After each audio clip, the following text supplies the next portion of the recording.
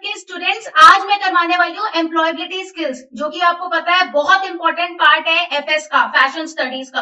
10 marks का पूरा employability skills आता है। इसके चीट नोट्स में आपको शेयर करने वाली हूँ। This PDF is very very important. Exam अब सर पे है, एग्जाम आने वाले हैं। एम्प्लॉयबिलिटी स्किल का एक एक क्वेश्चन आज समझाऊंगी। कोशिश करना कि मेरे साथ इस वीडियो में ही आपको लर्न हो जाए और समझ भी जाओ, सो दैट आप अपनी खुद की लैंग्वेज में आंसर लिख पाओ। ठीक है, आई होप आपके बाकी चैप्टर्स की तैयारी सही से चल रही है। मुझे कमेंट करके जरूर बताना अगर आपको इस वीडियो में कहीं भी कोई भी दिक्कत आती है। पूरी वीडियो जरूर देखनी है आपको, क्योंकि पांचों टॉपिक जो एम्प्लॉयबिलिटी के हैं, पांचों मेन टॉपिक्स चैप्टर्स एम्प्लॉयबिलिटी के कवर करवाए हैं एक ही वीडियो में।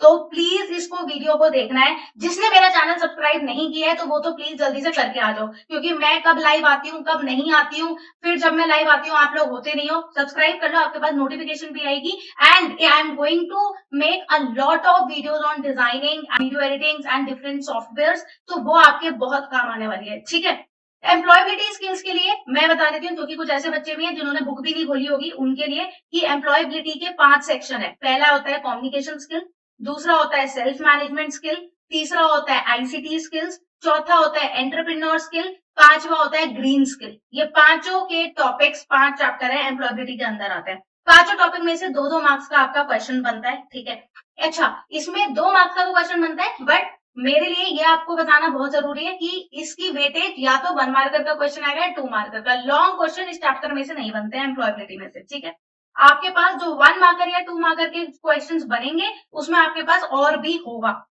तो जो क्वेश्चन आपको आता है उसी का आंसर दीजिएगा। ठीक है, चलो आगे बढ़ते हैं। अब यहाँ पे यूनिट 1 हम शुरू करने वाले हैं, कम्युनिकेशन स्किल। कम्युनिकेशन स्किल का मतलब है जो आप कम्युनिकेट करते हो। अभी जैसे मैं आपको by making a video I am trying to communicate with it. ठीक है, तो ये आपका क्या है, कम्युनिकेशन स्किल है।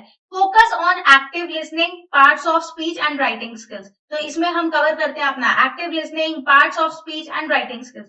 What is active listening? Active listening क्या होती है? ये क्वेश्चन लास्ट ईयर बोर्ड में भी आया था। एक्टिव लिसनिंग क्या होती है? It is the art of listening with full attention. बहुत लोगों में नहीं होती। मैं वीडियो में बोल रही हूँ, वीडियो चला के इधर उधर भाग जाते हैं, तो ये क्या है, इनकी आर्ट ऑफ लिसनिंग क्या है, बेकार है। तो एक्टिव लिसनिंग का मतलब it is the art of listening with full attention to understand the speaker message, की जो सामने वाला बोल रहा है आप उसको सुनो। तो एक्टिव लिसनिंग बहुत इंपॉर्टेंट होती है। इन्वॉल्विंग हियरिंग, कि आप ढंग से सुनो, हियर करो, उसको एनालाइज करो और फिर रिस्पॉन्ड करो। ठीक है, तो इसका मतलब क्या है कि आपने सुना, वो हियर किया, एनालाइज किया और फिर उसका जवाब दिया। जैसे कि अभी आपको अगर समझ आ रहा है तो आप मुझे कमेंट करके बताओगे कि यस आई हैव अंडरस्टूड, या may be something like that, कि you need PDF, whatever. Now name 3 stages of active listening. ये भी क्वेश्चन बहुत इंपॉर्टेंट है। एक्टिव लिसनिंग की 3 स्टेजेस होती हैं। पहला रिसीविंग, जहां पे अगर कोई सामने वाला बोल रहा है तो आप रिसीव करोगे। दूसरा स्टेज है अंडरस्टैंड, कि उसको समझोगे। और तीसरा है कम्युनिकेटिंग या रिस्पॉन्डिंग, उसके बदले में आप रिस्पॉन्ड दोगे, तो वो क्या होता है आपका रिस्पॉन्डिंग। तो ये 3 स्टेजेस बहुत इंपॉर्टेंट है। What is a phrase? Phrase क्या होता है? फ्रेज का मतलब होता है अ ग्रुप ऑफ वर्ड्स, है ना। अगर आप कुछ ग्रुप्स ऑफ वर्ड्स को मिलाते हो, that form a unit but do not contain a subject and a verb, जिसमें कि कोई सब्जेक्ट नहीं होता, कोई वर्ब नहीं होता। जैसे कि इन the morning, in the morning क्या है, एक फ्रेज है, सब्जेक्ट नहीं है। अगर मैंने बोला प्रेरणा इन दी पार्क, तो इसमें प्रेरणा क्या है, सब्जेक्ट है, तो ये क्या ये फ्रेज बनेगा? नहीं। फ्रेज वो होता है जिसमें कोई सब्जेक्ट नहीं होता और कोई वर्ब भी नहीं होता। प्रेरणा इज इन दी पार्क, तो ये क्या है, फ्रेज है? नहीं। बट इन दी पार्क क्या है, फ्रेज है, क्योंकि इसमें क्या है, कोई सब्जेक्ट भी नहीं है और वर्ब भी नहीं है। आई होप आपको समझ में आ गया होगा। Define a clause. क्लॉज क्या होता है? A group of words containing a subject and a predicate. Clause का मतलब एक ऐसे वर्ड्स या एक ऐसा सेंटेंस बोलो जिसमें सब्जेक्ट भी होता है और प्रेडिकेट भी होता है। When the rain stopped, when the rain stopped में क्या है, सब्जेक्ट भी है आपका और प्रेडिकेट भी है।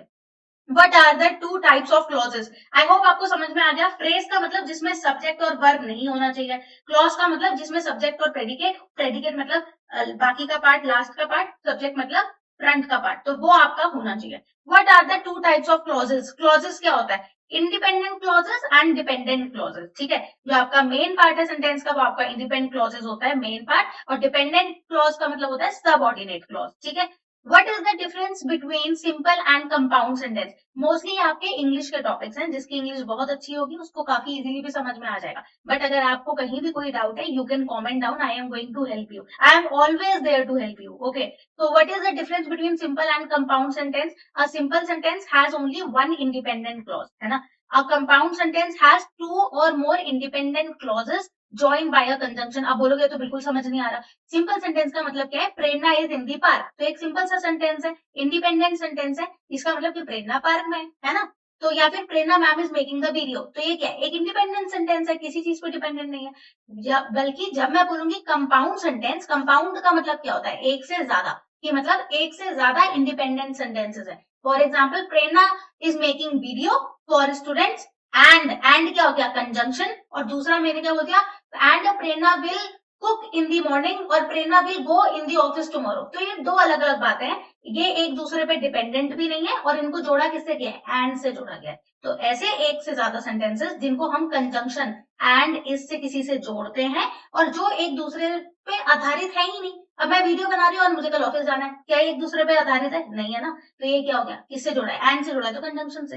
तो give an example of complex sentence. Complex sentence क्या होता है, although it was raining we went for a walk.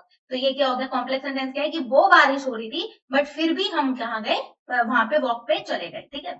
Identify the type of sentence, she designs clothes but she also model them. तो ये क्या है, कंपाउंड है। Compound कैसे है, वो कपड़े डिजाइन करती है, वो और वो मॉडल देम मतलब उनको मॉडल भी करती है। तो ये दोनों क्या है, दो सेंटेंस है। एक से ज्यादा सेंटेंस होता है तो क्या होता है, कंपाउंड सेंटेंस होता है, सिंपल। ऐसे कभी कभार आ जाते हैं सेंटेंस, और ये कोई भी बच्चा आसानी से कर सकता है। दो सेंटेंस को बट से जोड़ा है, एंड से जोड़ा है, ठीक है, या फिर और से जोड़ा है, तो ये सब क्या है, आपके कंजंक्शन है। दो सेंटेंस को जोड़ के बनाओगे तो कंपाउंड सेंटेंस है। व्हाट इज अ पैराग्राफ, ये क्वेश्चन आया था last to last year board में, ये पैराग्राफ क्या होता है। तो a series of sentences organised and coherent dealing with a single topic. एक टॉपिक के ऊपर पूरा पैराग्राफ बना देना, मतलब आपने काफी सारे सेंटेंसेस को एक ही टॉपिक के ऊपर बनाया है, तो वो क्या हो गया, पैराग्राफ हो गया। मतलब अगर मैं इसको और टर्मिनोलॉजी में बोलूं, अ सीरीज ऑफ सेंटेंसेस मतलब बहुत सारे सेंटेंसेस को ऑर्गेनाइज किया है, dealing with a single topic, जो कि एक ही टॉपिक पे क्या है, आधारित है, मतलब डिपेंडेंट है, एक ही टॉपिक के ऊपर है। What are the four parts of paragraph, paragraph के कौन से चार पार्ट होते हैं। अब आपने पैराग्राफ राइटिंग बहुत बार करी होगी, सबसे पहले टाइटल लिखते हैं ना। फॉर एग्जाम्पल, अगर आप कर रहे हो चैप्टर 1 हिस्ट्री, तो ये क्या हो गया, टाइटल हो गया। Introduction that the history of fashion is this this this this, तो ये क्या हो गया, इंट्रोडक्शन हो गया पैराग्राफ का। फिर आप बॉडी लिखोगे कि दिस इज द रोमन और European fashion design and these are the designers, ये बॉडी। और लास्ट में लिखोगे conclusion that I understand now these fashions are very upcoming. तो ये सब क्या होते हैं, चार पार्ट होते हैं। किसी भी पैराग्राफ के चार पार्ट होते हैं, title, introduction, body and conclusion. Define descriptive writing, descriptive writing क्या होती है, writing that paints a picture with words. तो एक ऐसी राइटिंग जहां पे that paints a picture with words, words से पेंट करी जाती है। Appealing to five senses, five senses को अपील करती है, ठीक है। डिस्क्रिप्टिव राइटिंग का मतलब अभी भी अगर समझ में नहीं आया, मतलब एक ऐसी writing that paints a picture with words, मतलब आप विद वर्ड्स उन फाइव सेंसेस को अपील करें, जो हमारे फाइव सेंसेस होते हैं उनको अपील करें, और वो आपकी डिस्क्रिप्टिव राइटिंग होती है, ठीक है। विच part of speech connect words, phrase and clauses. तो आपको पता है कौन सा part of speech, part of speech का मतलब होता है जैसे आर्टिकल्स हो गए, एडवर्ब्स हो गए, वर्ब्स हो गए। तो दो सेंटेंसेस को जोड़ना है, फ्रेजेस को जोड़ना है, क्लॉजेस को जोड़ना है, कौन सा पार्ट ऑफ स्पीच यूज होता है, कंजंक्शन। दो सेंटेंसेस को जोड़ने के लिए, कनेक्ट करने के लिए कंजंक्शन यूज करे जाते हैं। Hurrah, we won the contract, which part of speech is hurrah. Hurrah क्या है, इंटरजेक्शन। इंटरजेक्शन का मतलब होता है जैसे बोलूं ओ, या फिर wow such a beautiful painting, ठीक है। Yeah, oh, I lost my, I lost this video, or maybe something like I lost to do this, right? So this is basically oh, wow, hurrah, ये क्या होता है, interjections होता है। interjections का मतलब होता है जहां पे आप अपने आप को एक्सप्रेस कर रहे हो। conjunctions मैंने बताए थे दो सेंटेंस को जोड़ने के लिए। What is the function of an adjective? adjective क्या होता है, आप लोगों ने अगर अपना 7th 8th में पार्ट्स ऑफ स्पीच ढंग से पढ़ा होगा तो आपको पता होगा एडजेक्टिव मतलब किसी की विशेषताएं बताना, ठीक है। फॉर एग्जाम्पल, अगर मैं बोलूं this dress is very very beautiful, तो टू मॉडिफाई, तो अब मैं क्या बता रही हूँ कि ड्रेस क्या है, ब्यूटीफुल है, तो ये क्या हो गया, एडजेक्टिव, जहां पे मैं किसी भी चीज को मतलब टू मॉडिफाई और डिस्क्राइब अ नाउन, एक नाउन जो कि ड्रेस है उसके बारे में बता रही हूँ कि वो ब्यूटीफुल है, तो ये क्या हो गया, फंक्शन बता रही हूँ। या फिर मैं बोलूं दिस मैन इज सो अगली, तो मैं मैन को बता रही हूँ कि वो अगली है, तो मैन क्या है, नाउन है, और नाउन को जो डिस्क्राइब करता है वो क्या होता है, एडजेक्टिव, कि वो मैन के बारे में बता रहा है, उसके बारे में। आई होप बच्चों आपको समझ में आ रहा है, अगर नहीं समझ में आ रहा है तो कमेंट डाउन करना। मैक्सिमम क्वेश्चंस मैंने कवर करे हैं, मैक्सिमम सारे ही करती हैं, एक बार आप पढ़ोगे ना आगे तो आपको समझ में आ जाएगा। What are the barriers to active listening, ये क्वेश्चन बहुत बार आया है बोर्ड में, बहुत बार आया है, मतलब लिटरली बहुत बार आया है कि क्या क्या बैरियर्स होते हैं अगर एक इंसान अच्छी तरीके से नहीं सुन पाता, तो उसमें क्या क्या कठिनाइयां आती हैं, बैरियर्स आती हैं। इन्वायरमेंटल डिस्ट्रैक्शन मतलब फोन में लग जाना, मैं पढ़ा रही हूँ फोन देखने लगे, या फिर लिंग्विस्टिक बैरियर हो सकता है। अब जैसे कि कुछ लोग होंगे जिन्हें इंग्लिश समझ में नहीं आएगी, बट मैं तो देखो हिंदी इंग्लिश दोनों में पढ़ा रही हूँ, बट कोई साउथ के स्टूडेंट्स होंगे मे बी उन्हें समझ ना आए, तो वो क्या होता है, लैंग्वेज का बैरियर हो सकता है।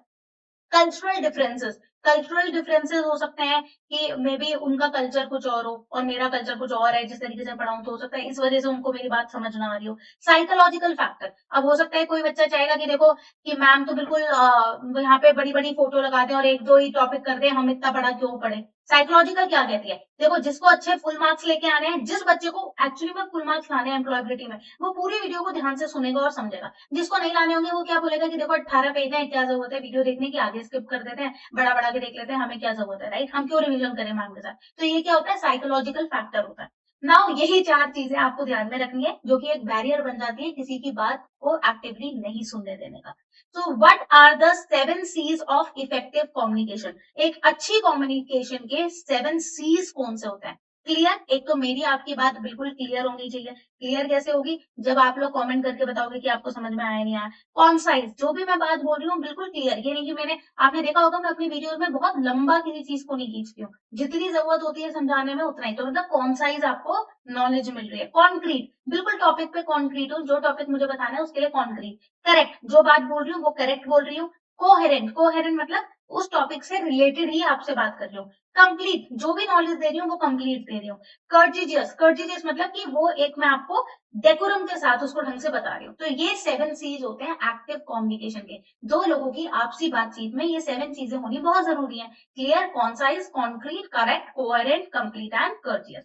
Define feedback in communication. Feedback क्या होता है, फीडबैक क्या होता है, इट इज एन रिस्पॉन्स और reaction of the receiver to the sender's message. मतलब मैंने आपको कोई मैसेज दिया, उसके बदले में आप जो मुझे रिप्लाई करोगे, रिएक्शन दोगे, वो क्या होगा, फीडबैक। फॉर एग्जाम्पल बहुत लोग होंगे इस वीडियो को देखने के बाद लाइक करेंगे, तो वो क्या है, फीडबैक हो गया, राइट। या कमेंट करके बोलेंगे, वो क्या हो गया, फीडबैक हो गया। तो इस टाइप के, जैसे आप कहीं पे होटल पे जाते हो खाना खाने और उसके बाद एक फीडबैक देते हो कि ये खाना बहुत बुरा है या बहुत अच्छा है, वो क्या होता है, फीडबैक होता है। दैट मैसेज और feedback receiver to the sender message completing the communication cycle. किसी भी बात को पूरा कंप्लीट करने का यही तरीका होता है कि आपने उसको समझा, उसके ऊपर रिस्पॉन्ड किया और अपना फीडबैक दिया, तो ये हमारी बातचीत क्या होगी, कंप्लीट हो गई। अगर आप मेरी बात सुन रहे हो और पलट के बोलोगे नहीं, सामने से रिस्पॉन्ड नहीं करोगे, तो वो एक इनकम्प्लीट कम्युनिकेशन होती है।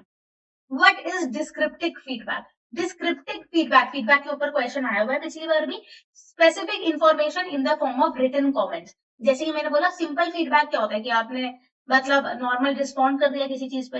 डिस्क्रिप्टिव मतलब आप उसे लिख के दे रहे हो, या verbal conversation that helps the learner understand what he need to improve. सामने वाले को क्या इम्प्रूव करने की जरूरत है, या सामने वाले को आगे किस पे काम करने की जरूरत है, उसको लिख के बताना, उसको क्या बोलते हैं, डिस्क्रिप्टिव। डिस्क्रिप्शन का मतलब क्या है, बढ़ा चढ़ा के प्रॉपरली लिख के फीडबैक देना।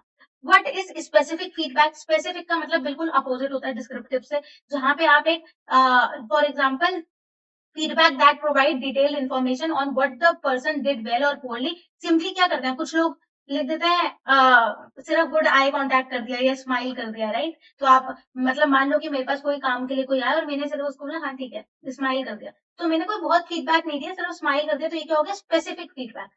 सिर्फ हमने छोटा सा एक्सप्रेशन दिया है तो ये स्पेसिफिक हो गया। पूरा लिख के देती तो वो क्या होता है, डिस्क्रिप्टिव हो गया, ठीक है। फॉर एग्जाम्पल अगर आप लोगों को मुझे फीडबैक देना होगा तो क्या करोगे आप लोग, क्या आप स्पेसिफिक दे पाओगे, नहीं दे पाओगे, क्योंकि आप तो विजुअली हो ही नहीं ना, मैं आपको देख ही नहीं सकती, तो आप कैसे दोगे, डिस्क्रिप्टिव दोगे। What is non-specific feedback? General feedback that doesn't pinpoint specific behavior. तो एक जनरल फीडबैक क्या होता है, नॉन स्पेसिफिक। एक स्पेसिफिक होता है कि आप एक पर्टिकुलर टॉपिक पे फीडबैक दे रहे हो। नॉन स्पेसिफिक का मतलब हो गया जहां पे आप बिहेवियर से चलते बनते, अच्छा okay fine I do this, okay fine, कोई भी आप मुझे कोई बोलेगा तो क्या बोलोगे, ओके ठीक है। तो ये क्या हो गया, नॉन स्पेसिफिक। मैं खाली तुम्हें ही नहीं, मैं तो सबको ओके बोलती हूँ, तो वो क्या हो गया, नॉन स्पेसिफिक हो गया, ठीक है। Define a complex, compound complex sentence. वही होता है कंपाउंड कॉम्प्लेक्स सेंटेंस जहां पे एक से ज्यादा सेंटेंसेस होते हैं। इंडिपेंडेंट क्लॉजेस और डिपेंडेंट क्लॉजेस, उसमें या तो एक दूसरे पे इंडिपेंडेंट होंगे या डिपेंडेंट होंगे। कंपाउंड का मतलब है एक से ज्यादा सेंटेंसेस। कॉम्प्लेक्स का मतलब यहाँ पे इसलिए है या तो इंडिपेंडेंट हो गए या फिर वो एक दूसरे के ऊपर डिपेंडेंट भी हो सकता है। प्रेरणा couldn't go to the office tomorrow because she was making this video. तो यहाँ पे बिकॉज तो कंजम्पशन है, बट ये दोनों सेंटेंस एक दूसरे से क्या है, क्योंकि वो नहीं जा पाई, क्योंकि वो वीडियो बना रही थी, तो ये क्या हो गया, डिपेंडेंट हो गया उस पर। समझ आया? ठीक है। What is the difference between a phrase and a sentence? Phrase और सेंटेंस में क्या डिफरेंस होता है? A phrase is a group of word with a complete thought, जहां पे एक प्रॉपर ग्रुप ऑफ वर्ड्स होते हैं, जहां पे कोई भी सब्जेक्ट या वर्ब यूज नहीं किया जाता। Sentence is a proper expression, वो एक कंप्लीट थॉट होता है, पूरी बातचीत होती है। ठीक है, वहां पे आपका पूरी बातचीत विदाउट अ कंप्लीट थॉट कहाँ होता है? फ्रेज में। फ्रेज में कोई सब्जेक्ट नहीं है, कोई वर्ब नहीं है, पूरा कंप्लीट थॉट नहीं है, बट आपका सेंटेंस क्या है? प्रॉपर पूरा कंप्लीट थॉट है। What is an article in grammar? Article क्या होता है? ए एंड दी, ये तो आप बचपन से कर रहे हो कि अगर मैं बोलूं an umbrella, the ultimate art studio, तो किसी भी चीज को स्पेसिफिक करना हो तो द लगाते हैं, एन आप वॉवल्स के पीछे और ए नॉर्मली लगाते हो। Identify the type of sentence, please close the door. Please close the door का मतलब क्या है? यहाँ पे मैं हुर्रा हुर्रे तो यूज नहीं कर रही, तो इंटरजेक्शन तो नहीं है। तो प्लीज अगर पहले आ रहा है, इस टाइप का है कि लेट आ रहा है, प्लीज आ रहा है, जहां पे आप सीधा यहाँ पे कोई कमांड देने की कोशिश कर रहे हो। प्लीज क्या है? एक कमांड नहीं है, रिक्वेस्ट है, कमांड है या सजेशन है। जहां पे आप एडवाइस कर रहे हो, सजेशन दे रहे हो, कमांड दे रहे हो, उन सेंटेंसेस में कहते हैं इम्पेरेटिव सेंटेंस। जैसे बोलो गो टू द मार्केट, तो ये क्या है? कमांड देना है ना, तो यहाँ पे गो से शुरू हो रहा है क्योंकि सेंटेंस वर्ब से शुरू हो रहा है। अगर सेंटेंस वर्ब से शुरू हो रहा है तो ज्यादातर क्या होता है? इम्पेरेटिव सेंटेंसेस होते हैं। क्या होते हैं? इम्पेरेटिव सेंटेंसेस होते हैं। Identify the type of sentence, where are you going. अब वेयर आर यू गोइंग के आगे क्या है? फुल स्टॉप लगा होता तो नॉर्मल सेंटेंस होता, बट यहाँ पे तो क्वेश्चन मार्क लगा है, तो क्वेश्चन मार्क लगा होता है तो क्या होता है? Interrogative sentence. इंटेरोगेटिव सेंटेंस का मतलब क्या है? Question mark. टेंशन मतलब बच्चों बस ये खत्म हो गया, अब देखो इसके बाद हमें सेल्फ मैनेजमेंट पे ही आएंगे, लास्ट के 2-3 क्वेश्चन बचे हैं। Identify the types of sentence, I love this dress, I love this dress, और आगे एक्सक्लेमेटरी मार्क है, तो एक्सक्लेमेटरी मार्क होता है डंडी और डॉट नीचे, इसको एक्सक्लेमेटरी बोलते हैं। इंटेरोगेटिव का मतलब है जहां पे क्वेश्चन मार्क आएगा, तो एक्सक्लेमेटरी मार्क है तो जहां पे स्ट्रॉन्ग इमोशन शो कर रहा है। What is predicate of a sentence? Predicate क्या होता है? फॉर एग्जांपल मैं बोलूं Prerna ma'am is teaching right now, तो प्रेरणा मैम तो आगे का सब्जेक्ट हो गया, और पीछे का कि टीचिंग राइट नाउ, ये क्या हो गया? हमारा पीछे का प्रेडिकेट हो गया। Predicate is the part of sentence which tells something about the subject, जो कि आपको सब्जेक्ट के बारे में बताए। टीचिंग राइट नाउ, तो ये किसके बारे में बता रहा है? प्रेरणा के बारे में बता रहा है, तो ये क्या हो गया? आपका प्रेडिकेट हो गया। Give one example of preposition. Preposition का मतलब होता है on, at, under, like the cat is sitting on the table, तो ऑन क्या हो गया? प्रेपोजिशन हो गया। इन कहाँ पे यूज होता है? I am keeping the book inside the drawer, तो इनसाइड हो गया। ठीक है, या the cat is sitting under the tree, the man is sitting under the tree, तो अंडर, या फिर the child is sleeping between father and mother, तो या फिर दीज, बिटवीन, ऑन, इट क्या होते हैं? आपके preposition. Barrier to active listening, again ये मैं आपको 4 पहले ही बता चुकी हूँ। डिस्ट्रैक्शंस रखना, language barrier, culture differences and psychological factor, ये 4 होते हैं बैरियर टू एक्टिव लिसनिंग। अच्छा, what is linguistic barrier? Specially उसने लिंग्विस्टिक का पूछा, तो आप बोलोगे where there is a language barrier. ठीक है, जहाँ पे it's very difficult to understand each other language. For example अगर मैं चाइना पे जाऊं तो लैंग्वेज का बैरियर है, लिंग्विस्टिक बैरियर, एक दूसरे से बात करने में दिक्कत आएगी। What is physical barrier? Physical barrier कैसा होता है? फिजिकल बैरियर मतलब मैं अपनी मामा से मार्केट में बात कर रही हूँ, पीछे इतना शोर आ रहा है, ठीक है, लोग पै पै पै कर रहे हैं, बहुत शोर मचा रहे हैं, तो वो क्या है? नॉइज हो गया, या पुअर फिजिकल डिस्कम्फर्ट हो गया, वो क्या होता है? फिजिकल बैरियर होता है। आगे बढ़ते हैं, सेल्फ मैनेजमेंट स्किल्स। बच्चों पूरा एक्टिव लिसनिंग वाला जो आपका कम्युनिकेशन स्किल्स था पूरा खत्म करा दिया है। सारे पेपर उठा के जब देखोगे ना, previous year question sample paper, उनमें इसके सारे क्वेश्चन कर लेना। अब तो मैंने अपनी साइड से कुछ छोड़ा नहीं है। यूनिट 2 शुरू करने जा रही हूँ मैं, सेल्फ मैनेजमेंट स्किल की, नॉन स्टॉप आप लोगों की कवर कर रही हूँ topic.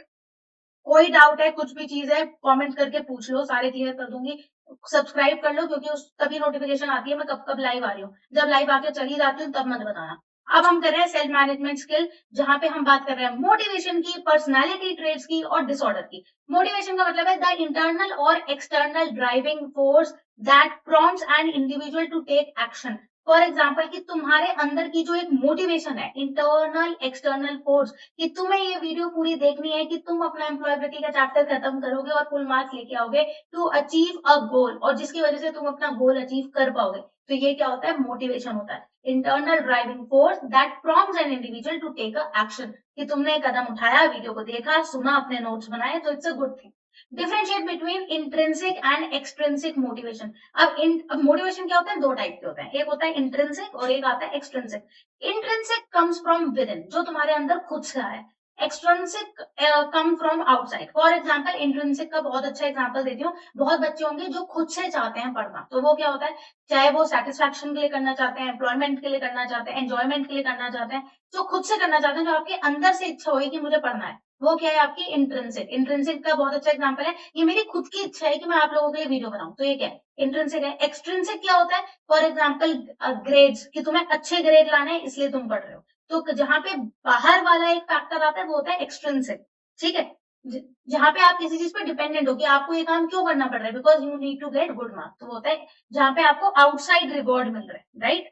Give an example of intrinsic motivation for a fashion student. Fashion student के लिए इंट्रिंसिक मोटिवेशन क्या होता है, designing a dress because you love the creative process. अब for me as a designer क्या है, मेरा एक मोटिवेशन क्या है इंट्रिंसिक, कि I need to design good and very comfortable clothing for individual, कि मुझे काफी कंफर्टेबल क्लोथिंग करनी है and I love the process. तो ये क्या होती है, मोटिवेशन है जो अंदर से आता है as a designer.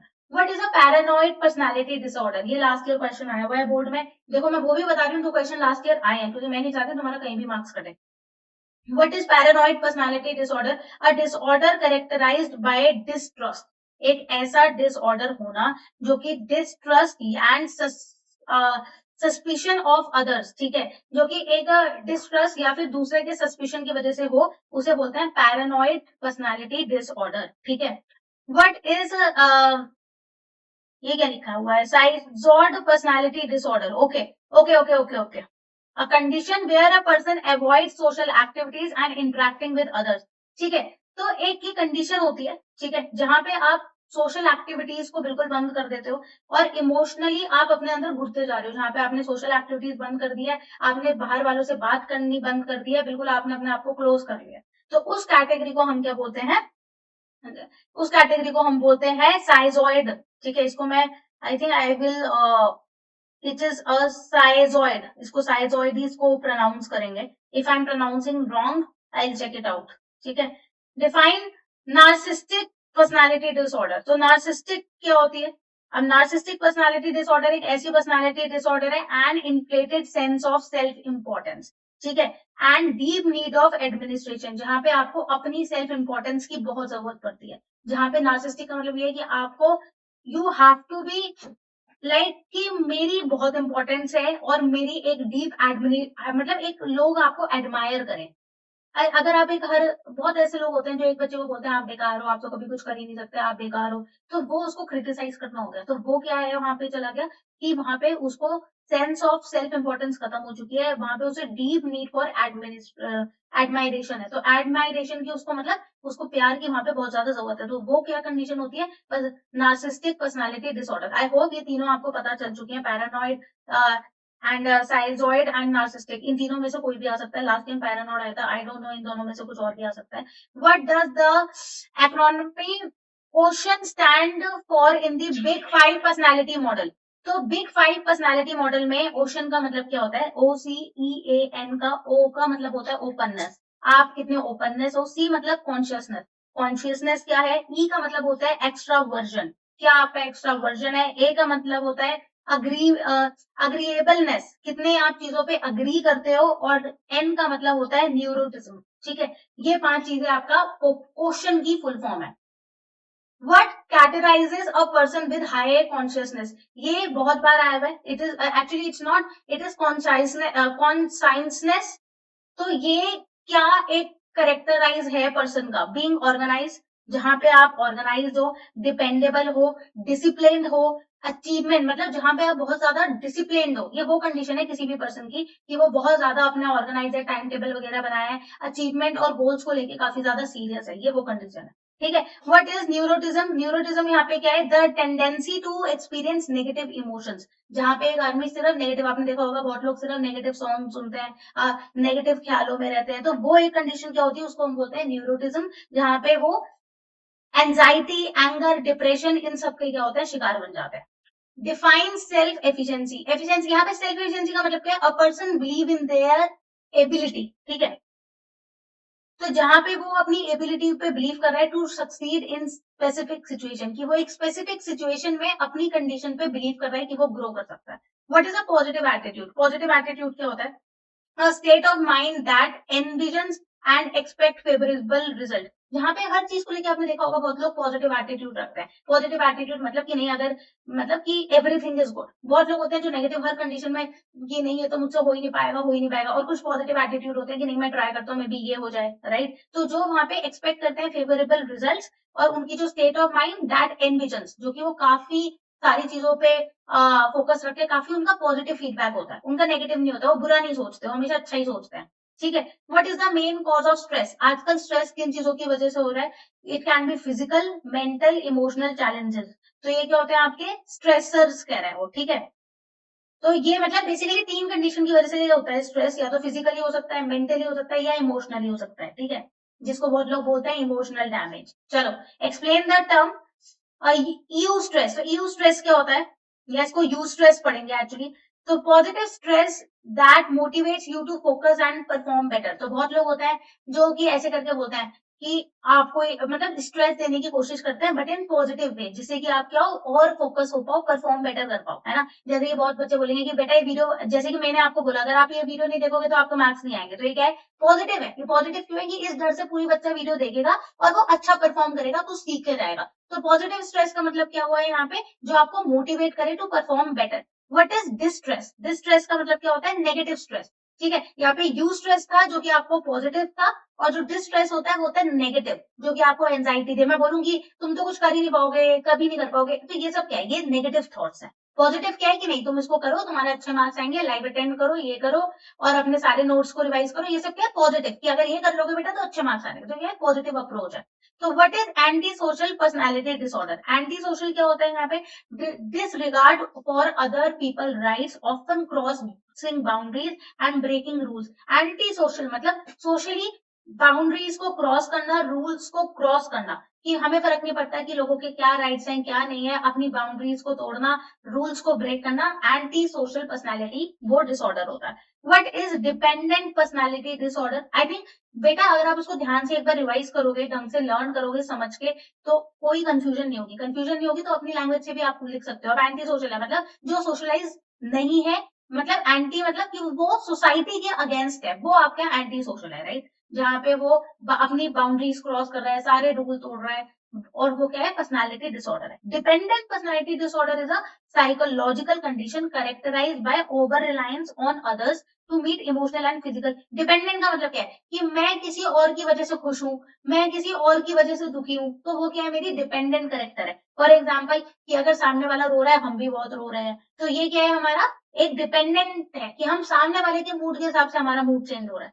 What is obsessive compulsive personality disorder, जिसको हम बोलते हैं ओसीपीडी. ठीक है. ओसीपीडी का मतलब क्या होता है, अ pre occupation with orderliness, perfectionism and control. जो लोग कहते हैं कि ओसीपीडी है, ओसीपीडी मतलब उनको बहुत ज्यादा परफेक्शन चाहिए, बहुत ज्यादा कंट्रोल करना चाहते हैं, उसको हम बोलते हैं ऑब्सेसिव कंपल्सिव पर्सनालिटी डिसऑर्डर. तो OCPD, obsessive compulsive personality disorder, they want a lot of perfectionism, they want a lot of control on other people, they want to have orderliness. Orderliness का मतलब होता है कमांड देना, order देना. वो क्या होते हैं, ओसीपीडी होते हैं.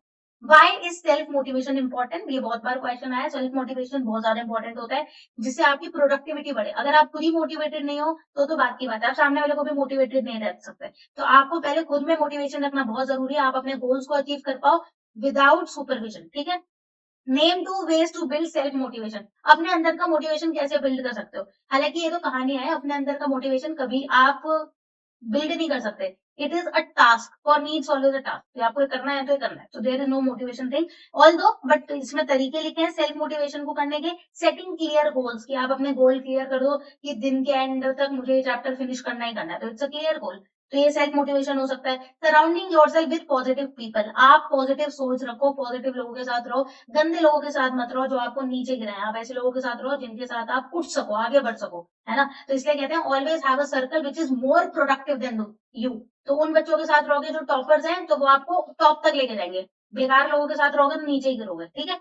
तो दिस इज योर सेल्फ. देखो मैंने थोड़ा सा मोटिवेट कर दिया आप लोगों को. What is agreeableness? What is agreeableness in the big 5 model? Big 5 model में अग्रीएबलनेस क्या होती है? The quality of being trustworthy, kind and cooperative. Agreeable का मतलब क्या कि अग्री करना, कोऑपरेटिव होना, काइंड होना, ट्रस्टवर्दी होना, भरोसेमंद बनना, अच्छे इंसान बनना, वो क्या होता है, agreeable. What are the 7 C's of effective communication? ये पहले भी आया था क्वेश्चन, देखो दोबारा आया हुआ है कि क्लियर होना, कॉन्साइज होना, अपनी बात को सटीक रखना, concrete, correct, coherent, complete, कर्टिजस।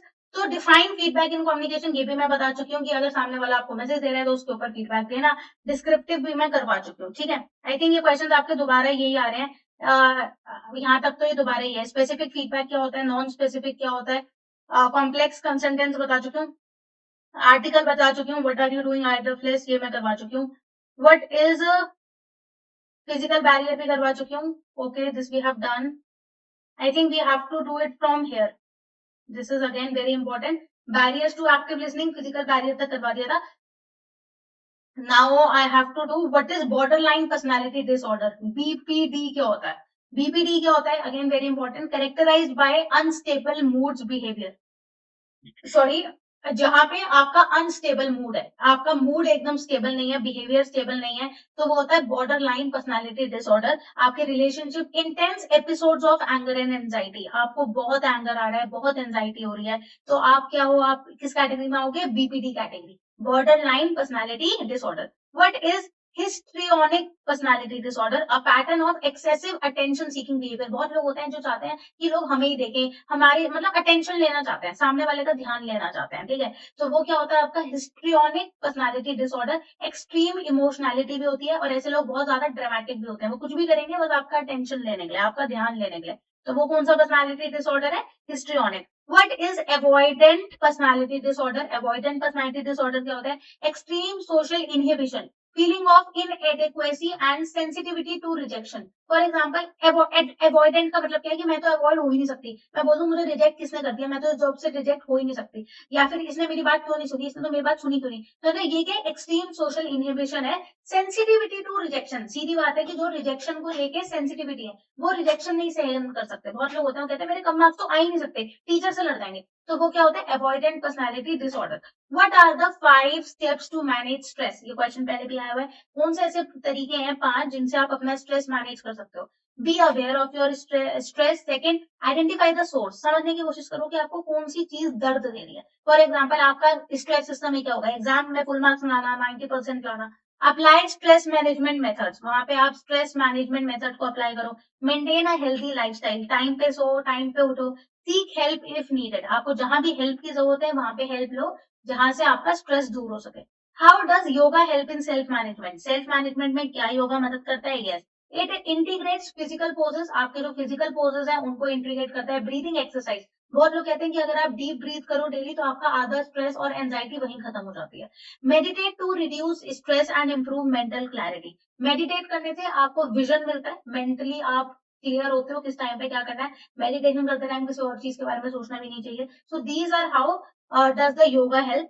What is self awareness? Self awareness क्या होता है? The ability to see yourself clearly and objectively through reflection and introspection, मतलब आपको अपने बारे में पता होना चाहिए। बहुत लोग कहते हैं कि मुझे नहीं पता मुझे क्या करना है, बट आपको अपने बारे में पता होता है। अगर आप अपने बारे में सोचोगे, अपने बारे में ध्यान लगाओगे, तो आप सेल्फ अवेयर होंगे कि आपका किस चीज में इंटरेस्ट है, आपको 12th के बाद क्या करना चाहिए। तो ये सब क्या होता है? सेल्फ अवेयरनेस होता है। What is result orientation? Result orientation क्या होता है? A term used to describe a person's ability. Result orientation का मतलब क्या है? A term which is used to describe a person ability to focus on the outcome of a task rather than the process. Result orientation का मतलब होता है, बहुत लोग होते हैं सिर्फ उनको रिजल्ट से मतलब है। बहुत लोग चाहते हैं कि मेरे पास 90 प्लस आ जाए, मार्क्स 90 प्लस, उन्हें ये नहीं पता कि उसके पीछे आपको मेहनत भी करनी पड़ती है, नोट्स बनाने पड़ते हैं, ध्यान से सुनना पड़ता है, बहुत मेहनत करनी पड़ती है। तो बहुत लोग होते हैं result oriented, they just want the result, they don't want to, they don't focus on the process. How can you improve openness? Openness कैसे बढ़ा सकते हो? बहुत लोग इंट्रोवर्ट होते हैं। How can they become openness? Try new hobbies, अलग अलग चीजों को एक्सप्लोर करो, बुक्स को रीड करो, नए नए टॉपिक के बारे में ज्यादा नॉलेज लो। Be willing to consider different perspective, सामने वाले की बात को तवज्जो दो, मतलब क्या है? सामने वाले की बात के पर्सपेक्टिव को ध्यान से सुनो, उनको कंसिडर करो। What is the difference between interest and ability? Interest and ability में क्या डिफरेंस होता है? Interest is what you like to do, I my interest in teaching, तो इंटरेस्ट क्या है? I like to do this. Ability is what you are good at doing. Ability मतलब क्या आप उसमें अच्छे हो, तो ये दोनों बातें होती है। Ability means are you good in that, interest is that what you like. For example, I like to listen music, that could be also an interest. And ability is, can I sing? No, I can't sing. ठीक है, तो ये क्या हो गया आपका ability होती है। डिफाइन एंजाइटी, एंजाइटी क्या है? अ फीलिंग ऑफ वरी, जहाँ पे आपको बहुत ज्यादा टेंशन है, may be about the outcome of something, जहाँ पे नर्वसनेस है, इंटरव्यू होता है, वाइवा होता है, आप नर्वस होते हो, वरी होते हो, अनईजी फील होता है, डिस्कम्फर्ट होता है, तो एंजाइटी है। ठीक है, टिपिकली अबाउट एन इमिटेंट इवेंट और something with N uncertain outcome, जहाँ पे आपको ये नहीं पता कि आउटकम क्या निकलेगा, वहां पे एंजाइटी होती है। आप हमेशा देख लो, एंजाइटी तभी होती है जब आपको फ्यूचर का नहीं पता और आप उस पर काम कर रहे हो। फॉर एग्जाम्पल, अभी आप लोग वीडियो देख रहे हो, पढ़ रहे हो, बट आपको नहीं पता कि पेपर क्या आएगा, कैसे आएगा, राइट, कितने मार्क्स आएंगे बोर्ड के, पर आपको उसी चीज की क्या है, एंजाइटी है। What is projection? प्रोजेक्शन क्या होता है? Defence mechanism, attributing one's own unacceptable feeling or thoughts to other। For example, defence mechanism क्या होता है? जहाँ पे आप एट्रीब्यूट कर रहे हो ओन अनएक्सेप्टेबल फीलिंग्स और थॉट्स टू अदर, जहाँ पे आप अपनी बात को रख नहीं पा रहे, उसकी फीलिंग को एक्सेप्ट नहीं कर पा रहे, वो क्या होता है? प्रोजेक्शन होता है। What is self regulation? Self regulation क्या होता है? The ability to monitor and manage your energy, state, emotion and thought. ऐसा self regulation is a very good activity. अगर आप अपने इमोशंस को कंट्रोल कर सकते हो, अपनी एनर्जी को कंट्रोल कर सकते हो, अपने बिहेवियर और अपने थॉट्स को कंट्रोल कर सकते हो, that is called as self regulation. बहुत कम लोग हालांकि कर पाते हैं, ठीक है, जैसे आपने सदगुरु टाइप देखे होंगे काफी, तो वो उनमें से कोई जो अच्छे होते हैं, they actually try to control their emotions, behavior, they control their mind as well as their heart, so that is called as self regulation। ठीक है, अब यूनिट 3 जो है आपकी, ये आपकी आती है आईसीटी की, अगेन वेरी इंपॉर्टेंट, जो फोकस करती है एक्सेल के ऊपर, कैलकुलेशन के ऊपर, ठीक है, और आपके ये लाइब्रेरी ऑफिस के ऊपर, एमएस ऑफिस के ऊपर, ये सारी चीजों को फोकस करती है। What is a spreadsheet? Spreadsheet क्या होता है? An electronic document in which data is arrange in rows and columns of a grid. Spreadsheet का मतलब होता है एमएस एक्सेल। एमएस एक्सेल खोलते हैं, जैसे एमएस एक्सेल खोलते हैं तो क्या होता है? आपकी एक ग्रिड बन रही होती है, जहां पे आपकी रोज और कॉलम के ऊपर डाटा बन रहा होता है। What is the intersection of a row? Intersection of a row और column is called as cell. अगर आपको नहीं पता है तो I can just show you also. अगर आप यहाँ पे जाओगे एमएस एक्सेल पे, तो this is an MS Excel. ये क्या होती है? एक स्प्रेडशीट होती है पूरी की पूरी। और इस स्प्रेडशीट में ये जो आपकी बन रही है 1 2 3 4, ये जो आप देख पा रहे हो, ये जो है यहाँ पे 1 2 3 4, ये क्या है? आपकी रोज है। ये आपकी इधर क्या है? रोज चल रही है। यहाँ से ये क्या है? रोज, हॉरिजॉन्टल। जो वर्टिकल है ये कॉलम है। जहां पे ये हॉरिजॉन्टल और ये बन जाता है, एक बॉक्स बन रहा है यहाँ पे क्लिकेबल, इसको बोलते हैं सेल। ये क्या होता है? आपका सेल होता है। What is the default extension of library office Calc file? तो किसी भी, अच्छा, लाइब्रेरी ऑफिस की फाइल को अगर आप सेव करोगे तो उसका एक्सटेंशन क्या होना चाहिए? Dot ODS. क्या होना चाहिए? Dot ODS. Why, how do you start a formula in a spreadsheet? किसी भी फॉर्मूला को लिखोगे तो क्या लिखते हो? Equals to. आप अगर कोई भी फॉर्मूला लिखोगे तो आप क्या करोगे? Equals to some. तो अब देखो ये फॉर्मूला आ गया आपका लिखने के लिए कि आपको सम किस वैल्यू का लिखना है, तो सबसे पहले इक्वल्स टू डालते हैं, ठीक है। What is active cell? Active cell वो होता है जिसको आप सिलेक्ट करते हो and which is ready to enter the data. जो आपने सिलेक्ट किया है और जो रेडी है डेटा एंटर करने के लिए, वो क्या है? एक्टिव सेल होता है। What is range in spreadsheet? Range क्या होता है? अगर मैंने कुछ एक पर्टिकुलर सेल सिलेक्ट करा है, फॉर एग्जाम्पल यहाँ पे मैंने A1 से लेके कहाँ तक? E1, तो ये मैंने क्या करा है? A1 से लेके E1 तक सिलेक्ट कर लिया, तो ये क्या हो गया? मेरा एक पर्टिकुलर रेंज सिलेक्ट कर लिया। A collection of selected cell. Explain relative referring. Relative referring का मतलब क्या है? When you copy a formula, the cell references change relative to the new location. अभी आपको समझ नहीं आएगा, but for example relative referring का मतलब ये है कि अगर मैंने यहाँ पे लिखा 10 और यहाँ पे लिखा 20, अब मैं अगर इस फॉर्मूले को यहाँ पे डालू इक्वल्स टू सम, अगर मैंने यहाँ पे सम लिख दिया है C1 कोलन, दूसरा लिखा मैंने C2, और इसको बंद कर दूं तो इसने आंसर दे दिया 30। ये मैंने फॉर्मूला लगाया। बट इन केस अगर मैं यहाँ पे वैल्यू चेंज करके कर दूं 10, तो आंसर देखो अपने आप 20 हो गया। तो ये क्या होता है? सेल्फ रेफरेंसिंग की, अपने आप अपनी वैल्यूज को चेंज कर लेता है। तो ठीक है, तो सेल रिलेटिव रेफरेंसिंग इसको बोलते हैं। When you copy a formula, the cell referencing change relative. तो अगर आप इस फॉर्मूला को कहीं पे कॉपी भी करोगे और कहीं और सम पे लगाते हो, तो अपने आप उसको चेंज कर लेता है।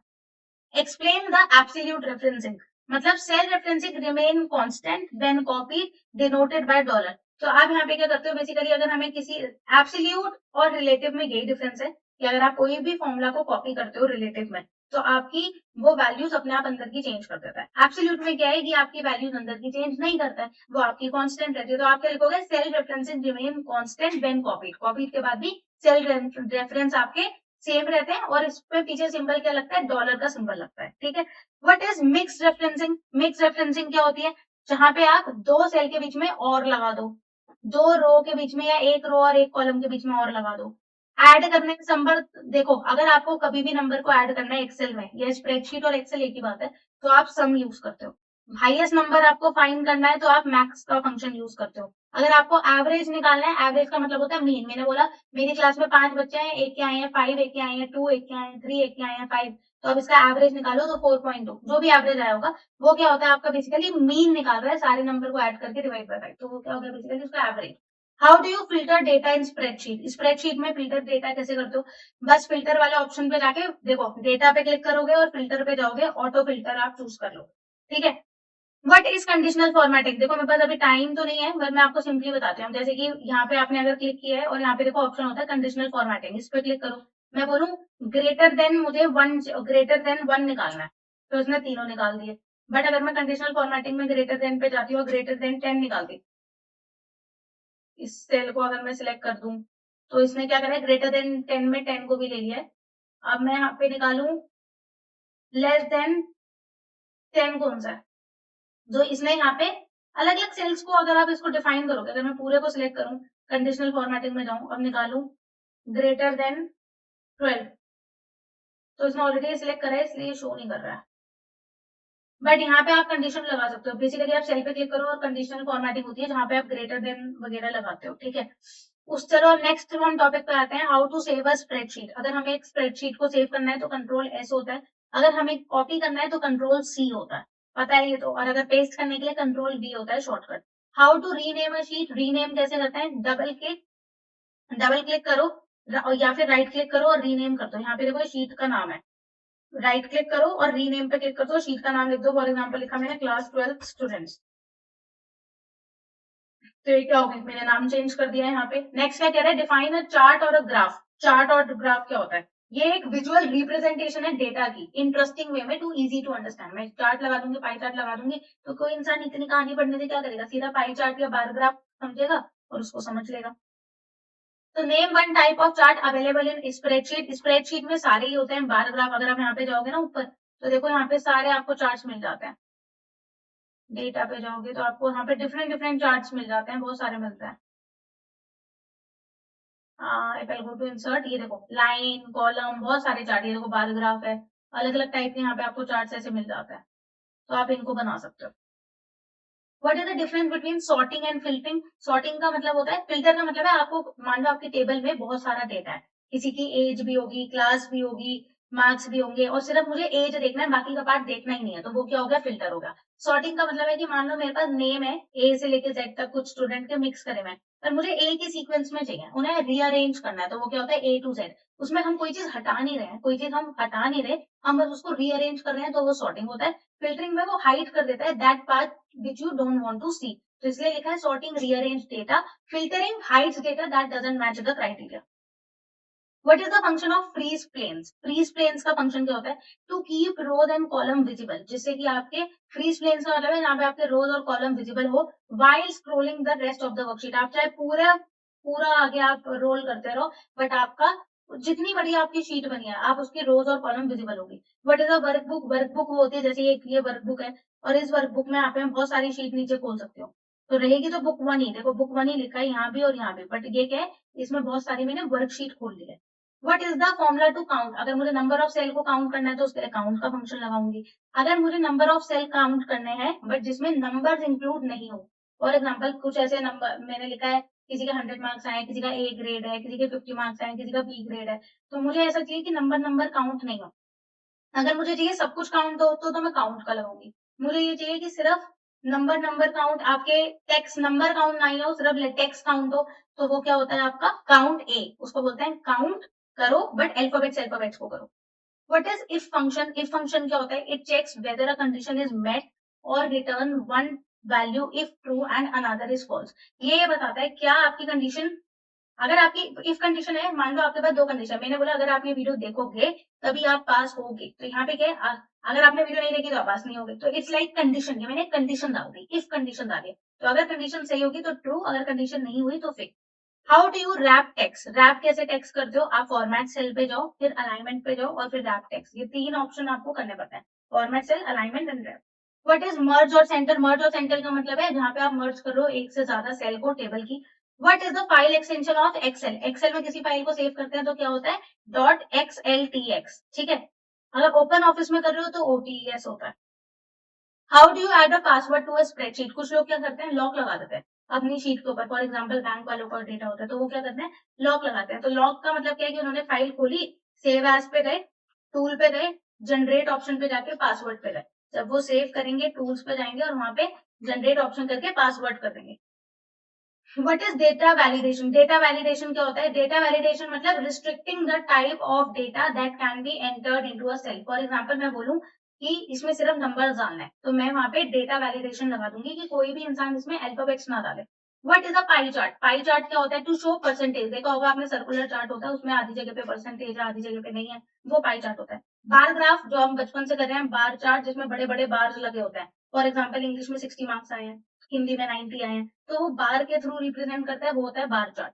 What is a line chart? Line chart क्या होता है? जहां पे लाइन के थ्रू रिप्रेजेंट करता है। फॉर एग्जाम्पल यहाँ पे अगर आपके पहले 0 मार्क्स आए हैं तो 0, फिर आपके 5 आए हैं तो बढ़ेगा, फिर 2 आए हैं तो नीचे गिरेगा, फिर तो जहाँ पे लाइन बनी है वो लाइन चार्ट है। How do you print only a specific area of sheet? अगर मुझे पूरी शीट को प्रिंट नहीं करना, एक पर्टिकुलर हिस्से को ही प्रिंट करना है, वो कैसे करूंगी? आप अपनी शीट खोलोगे, पेज लेआउट पे जाओगे, पेज लेआउट पे जाके वो पेज सिलेक्ट कर लो कौन सा आपको चाहिए, print area, select the print area, ठीक है। पूरी शीट नहीं चाहिए तो क्या करेंगे, पेज लेआउट पे जाओगे, प्रिंट एरिया सिलेक्ट कर लो और उसको सेट कर दो। What is the name box? Name box क्या होता है? The name to the left of the formula bar. जो फॉर्मूला बार के लेफ्ट साइड पे नेम होता है, that displays the cell reference of the active cell. जो ये बताता है कि आपका बेसिकली कौन सा बॉक्स एक्टिव है, वो क्या होता है? आपका नेम बॉक्स होता है। गाइस आई होप मैंने सारे क्वेश्चन कवर करे हैं। तो do subscribe my channel because I am going to again, I am telling you कि मैं आपको बताऊंगी मैं कब कब लाइव आ रही हूँ, तब वो नोटिफिकेशन आ जाएगी तो आप थम्स अप कर देना, दैट आई नो कितने बच्चे अवेलेबल हो। एग्जाम से पहले आपका पेपर आपका 21st को है, उससे पहले I am going to be very back to back frequently coming and telling you what questions can come and what can not. So be active, अपने नोट साइड बाय साइड बनाते जाओ। अब अब आपके लिए बहुत इंपॉर्टेंट है, बहुत कम टाइम बचा है कि आप बिल्कुल अपना क्विक रिवीजन करते रहो सारे टॉपिक्स का। अब हम करने वाले हैं यूनिट 4, एंटरप्रेन्योर स्किल्स। अब इसमें क्या है, आपका बिजनेस कैसे रन करना चाहिए, क्या क्या कंपिटेंसी आती है, एटीट्यूड क्या रखना चाहती है एज एन एंटरप्रेन्योर, वो सब आपके क्वेश्चन बनते हैं। पहला क्वेश्चन है, हु इज एंटरप्रेन्योर? एंटरप्रेन्योर कौन होता है? A person who sets up a business और बिजनेसेस। एक ऐसा इंसान जो बिजनेस सेट करता है या बहुत सारे बिजनेस सेट करता है, वो एक एंटरप्रेन्योर होता है। Taking on financial risk in the hope of profit. तो जो फाइनेंशियली रिस्क लेता है ये सोच के कि आगे प्रॉफिट मिले, ठीक है। Define entrepreneurship. अब एंटरप्रेन्योर तो वो है जो इंसान बिजनेस कर रहा है, एंटरप्रेन्योरशिप क्या होता है कि it is the process of designing, launching and running a new business. एक न्यू बिजनेस को डिजाइन करना, लॉन्च करना और फिर रन करना, वो क्या है, एक पूरा प्रोसेस है। नेक्स्ट आता है, what is environmental barriers to a entrepreneurship. Environmental barriers क्या होता है? बहुत सारे ऐसे बैरियर्स होते हैं जिसकी वजह से एक आदमी अपना बिजनेस कभी कभार नहीं भी कर पाता। पहली चीजें होती है external factor like lack of raw materials. For example मैं चाहूँ कि उड़ने वाले शूज बन जाए बट मे बी उसका मेरे पास रॉ मटेरियल ना हो। कंफ्यूजिंग लॉज, कभी कभार कंट्री के जो लॉज होते हैं ना वो उसकी पोटेंशियल को डिफाइन नहीं कर पाते। और लैक ऑफ फंड्स, या कभी कभार आदमी के पास उतने पैसे नहीं होते कि वो एक, मैक्सिमम केसेस में यही होता है कि लैक ऑफ फंड्स होता है कि उनके पास उतने पैसे नहीं होते कि वो एक स्टेबलाइज अच्छा बिजनेस कर सके। What is a personal barrier? Personal barrier क्या होता है? Internal factors like lack of confidence, lack of motivation, lack of patience. ये पर्सनल लेवल है। पर्सनल लेवल पे किसी के पास कॉन्फिडेंस ही नहीं है स्टार्ट करने का, कोई मोटिवेशन ही नहीं है कि मैं क्यों करूं बिजनेस, या लैक ऑफ पेशेंस, वो बहुत मतलब कोई पेशेंस ही नहीं है, ठीक है। मतलब उसको हर चीज में या तो बहुत ज्यादा घबराहट है तो वो इस वजह से नहीं करना चाहता। Define fear of failure as a barrier. Very important question. Fear of failure क्या होता है? The psychological fear that the business will not succeed. Maximum cases में क्या होता है, for example somebody salary is $5 but वो उसके पास फियर ऑफ फेलियर है कि अगर मैं ये पैसे भी कहीं लगा दूं और वो नहीं चला, देखो एक तो है कि चल गया तो प्रॉफिट होगा बट वो नहीं चला तो क्या होगा, फियर ऑफ फेलियर। तो ये क्या है, द साइकोलॉजिकल फियर जो बिजनेस को आगे बढ़ने नहीं देता, इंसान को रोक के रखता है कि वो रिस्क ना ले, ठीक है। What are interpersonal skills for an entrepreneur? Interpersonal skills क्या होती हैं? Skills used to interact with others properly. Interpersonal, inter का मतलब है दो लोगों के बीच की बात है, और personal skills मतलब जहां पे आप किसी सामने वाले से अच्छी तरीके से इंटरेक्ट कर सकते हो इन टर्म्स ऑफ कम्युनिकेशन. अब जैसे मैं आपको अच्छी तरीके से समझा रही हूँ तो ये कम्युनिकेशन है. लीडरशिप हो सकती है जहां पे आप गाइड कर रहे हो एज योर टीम मेंबर, वो एक हो सकती है. Emotional intelligence, you are providing them emotional intelligence. What is decisiveness? So what is decisiveness? The ability to make decisions quickly and effectively. जहां पे आप अपने decisions quickly ले रहे हो और बहुत ज्यादा क्या ले रहे हो, effectively, जल्दी ले रहे हो. ठीक है. नेक्स्ट क्वेश्चन जो आपका यहाँ पे बनता है, what is perseverance important for, why is perseverance important for entrepreneur? Entrepreneur के लिए perseverance क्यों important होता है? Because businesses face many challenges and one must keep trying despite failures. Perseverance के बाद ये है कि उसमें ये इतनी इतनी क्षमता होनी चाहिए कि वो देख सके कि इतने सारे चैलेंजेस हो रहे हैं, बट वो इतने सारे फेलियर्स के बाद भी वो एकजुट होकर खड़ा है. राइट. बिजनेस एक बार में तो प्रॉफिट नहीं देता. तो that why, because business face many challenges, one must keep trying despite failures. उसको कोशिश करते रहनी चाहिए फेलियर्स होने के बावजूद भी. What is organisational skill? Organisational skill क्या होती है? The ability to use time, energy and resources effectively. आप अपना टाइम कैसे यूज कर रहे हो, कैसे रिसोर्सेज को यूज कर रहे हो, तो कैसे एनर्जी को यूज कर रहे हो, और वो भी काफी इफेक्टिवली. ये क्या होता है? आपका ऑर्गेनाइजेशनल स्किल होता है. Define stress management for entrepreneur. Entrepreneurs के लिए स्ट्रेस मैनेजमेंट क्या होता है? Techniques to control and reduce tension to maintain clear thinking. तो ऐसी टेक्निक्स जो कि कंट्रोल कर रही हैं, रिड्यूस कर रही हैं उनकी tension, to maintain clear thinking, और जिससे उनको एक विजन मिल सके, वो क्लियरली सोच सके. What is competency? कॉम्पिटेंसी क्या होता है? अ set of defined behaviour that provide a structural guide for identifying, evaluating and developing behaviours behaviours in individual. For example, एक सेट ऑफ बिहेवियर्स है. ठीक है. आपका जो बिहेवियर है, कुछ सेट ऑफ बिहेवियर्स को आप that provide a structure guide for identifying, जो कि बेसिकली आइडेंटिफाई कर रहे हैं, इवेल्युएट कर रहे हैं, जो कि स्किल्स, नॉलेज और एटीट्यूड, इन तीनों पे काम कर रहे हैं. That is called as competency. Name one behavioural entrepreneur competency. So that is called as initiative. Right. एक एंटरप्रेन्योर के लिए एक पहला जो बिहेवियर जरूरी है वो होता है आपका taking the first step, that is initiative. जिसने फर्स्ट स्टेप ले लिया they can do multiple things, पर जिसने फर्स्ट स्टेप ही नहीं लिया तो उसने कभी आगे बढ़ाई नहीं. What is information seeking? What is information seeking? The habit of entrepreneur to personally seek information regarding client, supplier, competitors. For example, अगर किसी का बिजनेस है तो वो हर किसी से इन्फॉर्मेशन लेगा, मार्केट में क्या चल रहा है, ट्रेंड क्या चल रहा है, क्या प्रोडक्ट की वैल्यू है, कितना उसका इवैल्यूएशन है, वो सारी चीजों को ध्यान रखता है. ठीक है. What is systematic planning? Systematic planning क्या होती है? Developing and using logical step by step plans to reach goal. तो आप अपने लॉजिकल स्टेप बाय स्टेप पूरी स्ट्रैटेजी बना रहे हो जिससे आप अपने गोल्स को रीच कर सको. What is problem solving? Problem solving क्या होता है? Identifying new and potentially unique ideas to achieve a goal. एक गोल को अचीव करने के लिए आप न्यू आइडियाज निकाल रहे हो, पोटेंशियली काफी इंटरेस्टिंग आइडियाज पे काम कर रहे हो. What is self confidence? Self confidence क्या होता है? A strong believe in one's own self. अपने अंदर एक स्ट्रॉन्ग बिलीफ रखना and the ability to complete a task, कि मुझे ये काम पूरा खत्म करना है. सेल्फ कॉन्फिडेंस है. सेल्फ कॉन्फिडेंस कैसे कि आज मुझे पता है, आज मुझे ये काम भी फिनिश करना है, उसके बाद ये भी करना है, तो that is my ability and that is called as self confidence. What is persistence? Persistence क्या होता है?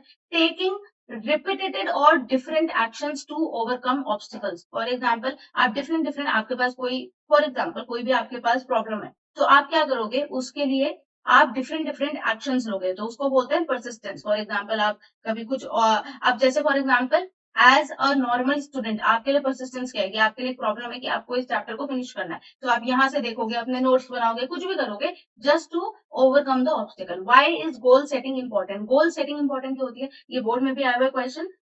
It provides direction and target to aim for. For example, ये आपको एक डायरेक्शन देता है गोल को सेट करके, और जो आपका टारगेट है आप उससे भटको नहीं. What does smart goal stand for? एक स्मार्ट गोल क्या होता है? SMART की यहाँ पे आपको फुल फॉर्म बतानी है. स्मार्ट गोल का मतलब है आपको बहुत स्पेसिफिकली उस पर काम करना है. एम का मतलब है मेजरेबल काम करना है, क्या चीज जरूरी है उस पर फोकस करना है, क्या नहीं है उस पर नहीं करना है. एक है अचीवेबल. आप कल को मैं ऐसा गोल रख लूं कि मुझे तो वीनस पे जाना है, तो you have to be practical कि वो जो गोल है वो अचीवेबल होना चाहिए. मैं ये नहीं बोल सकती मेरा एक दिन में 100 किलो वजन कम हो जाए, तो दोज आर इररेलीवेंट। तो स्मार्ट गोल्स क्या है, जो स्पेसिफिक है, मेजरेबल है, अचीवेबल है, रेलिवेंट है एंड टाइम बाउंड है। तो जो उसका टाइम बाउंड है वो भी आप अचीव कर पाओ। ट्रू और false, entrepreneurs are born not made. तो ये क्या करे जाते हैं कि दिस इज फॉल्स स्टेटमेंट, ठीक है। एंटरप्रेन्योर्स कोई बॉर्न नहीं होता। बॉर्न का मतलब है कि कोई आदमी जब पैदा हो रहा है वो तभी एंटरप्रेन्योर बन के नहीं आ रहा, ये एक स्किल है, तो उसमें बिल्ड होती है धीरे धीरे as per the knowledge provided. What is service entrepreneur? Service entrepreneur क्या होता है? Someone who starts a business based on providing services. For example, जैसे मैं बोलूँ अर्बन क्लैप हो गया, तो they provide house cleaning services, ठीक है, rather than product। जहाँ पे कोई प्रोडक्ट नहीं है वहां पे आपकी सर्विस है। For example Rapido is a very good example of a service entrepreneur, ठीक है। What is trading entrepreneur? Trading entrepreneur क्या होता है? ट्रेडिंग, देखो सर्विस का मतलब है जो सर्विस दे रहा है, ठीक है। जैसे कि वो हो सकता है कि कोई क्लासेस दे रहा है, कोई कुछ दे रहा है, तो these are basically service entrepreneur. Trading entrepreneur क्या होता है? Someone who buy finished goods and sell them on profit. जो कि भाई ट्रेडिंग का मतलब क्या हो गया इन टर्म्स ऑफ शॉपिंग, कि वो वहां पे कोई सामान खरीद रहा है। बहुत लोग होते हैं कि उन्होंने 10 रुपए का सामान खरीदा और 20 में बेच दिया, तो वो क्या होता है? Trading entrepreneur. What is industrial entrepreneur? Someone who manufactures product. Industry का मतलब ये है जो मैन्युफैक्चर कर रहा है। बहुत कपड़े होते हैं, कपड़े की मिल देखूं, फैक्ट्रीज की देखूं, तो कपड़ा बना रहे हैं, कपड़ा बना रहे हैं, उसके बाद उसे बेच लेंगे सिल के, तो ये क्या है? Industrial entrepreneur. What is agriculture entrepreneur? जो कि एग्रीकल्चर में काम कर रहा है, खेती बाड़ी करके अपना पैसे कमा रहा है। What is social entrepreneur? Social entrepreneur someone who starts a business to solve social problem. तो there are social entrepreneurs also, जो कि इन सब चीजों का ध्यान रखते हैं कि पानी की क्वालिटी खराब आ रही है, जो कि सोशल प्रॉब्लम को देखते हैं, या फिर वुमेन हरासमेंट हो रही है, या फिर may be any kind of a thing, socially unemployment बहुत बढ़ रही है, तो ये सोशल प्रॉब्लम को वो ध्यान में रखते हैं। बट ये किस चीज को ध्यान में नहीं रखते? अपने प्रॉफिट को। When you are working socially for anybody, वहां पे आपका प्रॉफिट कुछ नहीं है, आप जो दे ही सकते हो, आप कुछ ले तो सकते ही नहीं उसमें।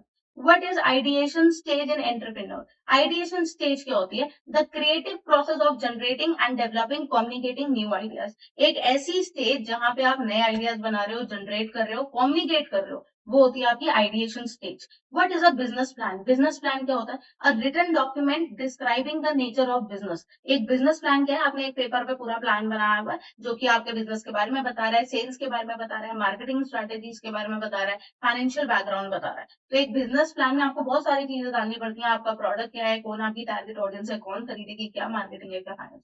Y is risk taking calculated and not a gambling? Business करना कोई जुआ नहीं होता, इसमें आपका रिस्क टेकिंग जो होती है पावर, वो कैलकुलेटेड होती है। Entrepreneurs takes calculated risk after analysing the situation. जो भी आपकी सिचुएशन होती है, मान लो आपको ऐसा तो नहीं है ना कि अपना जो है आज ये काम कर लिया, ये काम कर लिया। यू हैव टू बी, ये भी पता होना चाहिए कि मेरा कितना रिस्क जाएगा। अगर मैं ये काम करती हूँ, अगर मैंने एक प्रोडक्ट खरीदा और आगे बेचूंगी, तो मेरा ज्यादा से ज्यादा क्या होगा? अगर मैंने उसकी 50 पीसेस खरीदे हैं और मेरा वो 50 पीसेस 1 लाख रुपीज का, तो 1 लाख ही मेरा रिस्क है। तो you have to calculate your risk also, कि आपका कितना रिस्क जा रहा है। It is not a gambling. Whereas देखो, क्योंकि गैम्बलिंग लक पे डिपेंड करती है, ठीक है, और रिस्क टेकिंग आपके लक पे डिपेंड नहीं करती। What is creativity in entrepreneurship? Creativity क्या होती है? The ability to come up with new ideas. आप नए नए आइडियाज के साथ आ रहे हो, वही क्रिएटिविटी है। आप अपना दिमाग, you are using it beyond the imagination, आप इमेजिन कर रहे हो, वो क्रिएटिविटी है। What is innovation? Innovation in entrepreneurship is the implementation of creative ideas into the market. आप मार्केट में अलग अलग क्या आप मार्केट में अलग अलग क्या स्ट्रैटेजीज लेके आ रहे हो, अपने प्रोडक्ट को कैसे प्लेस कर रहे हो। मे बी आप अपनी एग्जीबिशन क्रिएटिव वे में लगा रहे हो, या फिर आपकी, अब जैसे कि लोग शेयर को जानते हैं कि वो अलग अलग वे में, इंटरेस्टिंग वे में इम्प्लीमेंट करती है। List 2 roles of entrepreneurs in economic development. Economic development में 2 रोल्स बताओ एंटरप्रेन्योर के बारे में। पहला होता है वेल्थ क्रिएशन। देखो, अपार्ट फ्रॉम सोशल एंटरप्रेन्योर, बाकी सब तो पैसे के लिए कर रहे हैं, of course, right? चाहे उनका पैशन हो नहीं हो, but of course if they are doing so they have to earn money, right? Second, they are creating jobs. जितने ज्यादा बिजनेस वाले बनेंगे, जितने ज्यादा लोग एंटरप्रेन्योर बनेंगे, वो अपने नीचे भी लोगों को रखेंगे, एंड जब वो अपने नीचे लोगों को रखेंगे, they are providing employment. What is bootstrapping? Bootstrapping क्या होती है? Starting a business using personal savings. बहुत लोग होते हैं जो अब पहले पैसे कमाते हैं और अपने पैसों को सेव करके उनको बिजनेस की तरह यूज करते हैं, तो वो क्या होता है आपका बूट स्ट्रैपिंग, जो बिजनेस खुद से खड़ा है, आपने बाहर से किसी से इन्वेस्टमेंट्स नहीं लिया।